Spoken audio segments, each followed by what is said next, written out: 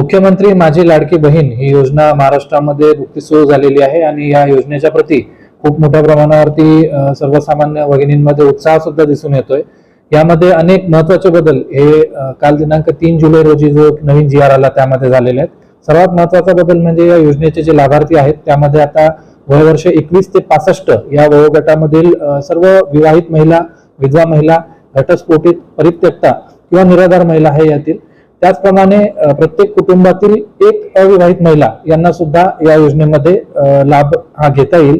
त्याचबरोबर इतर जे महत्त्वाचे बदल या योजनेच्या संदर्भात झालेले आहेत त्या अनुषंगाने ज्या कुटुंबामध्ये 5 एकरपेक्षा जास्त जमीन होती त्यांना सुरुवातीला यामध्ये गृहीत धरलं नव्हतं, मात्र आता ही 5 एकरची अट ही शिथिल करण्यात आलेली आहे। त्याचबरोबर बाह्य यंत्रणा किंवा स्वयंसेवी कामगार, कंत्राटी कर्मचारी यांच्यापैकी सुद्धा 2.5 लाखापेक्षा कमी उत्पन्न असणारे जे कुटुंब आहेत त्यामधल्या महिला यामध्ये पात्र ठरतील।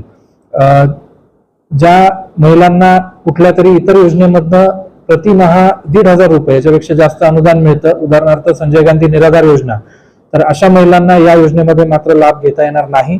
त्यामुळे ज्यांना संजय गांधी निराधार योजना किंवा इतर एखाद्या योजनेमध्ये 1,500 प्रति महिन्यापेक्षा जास्त लाभ मिळत असेल त्यांनी या योजनेचा फॉर्म हा भरू नये असं मी या ठिकाणी आपल्याला सांगू इच्छितो।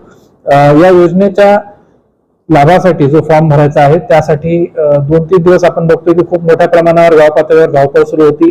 अनेकांना अजूनही असं वाटतंय की खूप सगळे प्रमाणपत्र करावे लागतात, मात्र या कालच्या जी.आर. मुळे ही योजना अतिशय सोपी आणि सुलभ झालेली आहे। उत्पन्नाचा जो दाखला यासाठी लागणार होता तर आता त्याला एक खूप चांगला पर्याय आलेला आहे की आपल्याकडे जर पिवळं किंवा केशरी रेशन कार्ड असेल तर उत्पन्नाचा दाखला याला लावण्याची आवश्यकता नाही। त्यामुळे आपण जर आपल्याकडे पिवळं किंवा केशरी रेशन कार्ड असेल तर उत्पन्नाचा दाखला काढण्याचा बिलकुलच त्यामध्ये गरज आता राहिलेली नाही। त्याचप्रमाणे रहिवास किंवा आदिवास प्रमाणपत्र जे याला लावायचं होतं त्याला सुद्धा आता शासनाने 4 पर्याय दिलेले आहेत। त्यामध्ये मुख्यत्वे करून 15 वर्षापूर्वीचं रेशन कार्ड जर आपल्याकडे असेल किंवा आपल्या 15 वर्षापूर्वीचं मतदार ओळखपत्र असेल किंवा शाळा सोडल्याचं आपलं प्रमाणपत्र असेल, जे की आपल्याकडे प्रत्येक शाळेमध्ये आजही आपण जर मागितलं तर मिळू शकतं, किंवा आपला जन्म दाखला असेल, या 4 गोष्टी जर असतील तर आपल्याला रहिवास प्रमाणपत्र किंवा आदिवास प्रमाणपत्र काढण्याची आवश्यकता नाही।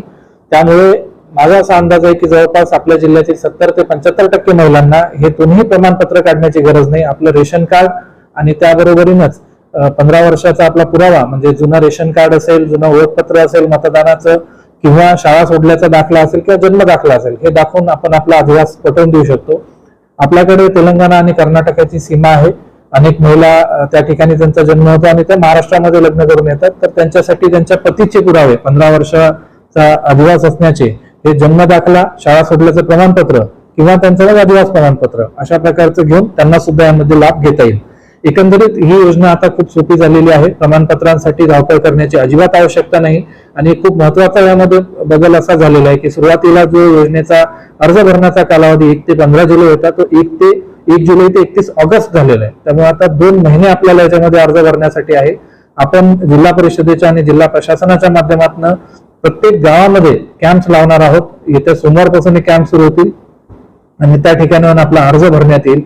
आपण यामध्ये कुठल्याही जे मिडलमन असतात किंवा मध्यस्थ असतात, एजंट असतात, त्यांच्या आमिषाला याच्यात बळी पडू नये, कारण आम्ही सगळी यंत्रणा पाठवून आपल्याकडनं फॉर्म भरून घेणार आहोत, किंवा आपण स्वतः किंवा आपल्या घरातील एखादे जे तरुण मुलं मुली असतात ज्यांना मोबाईल ऑपरेट चांगल्या पद्धतीने करता येतो ते सुद्धा स्वतः हा फॉर्म भरू शकतात। अतिशय सोपा फॉर्म आहे।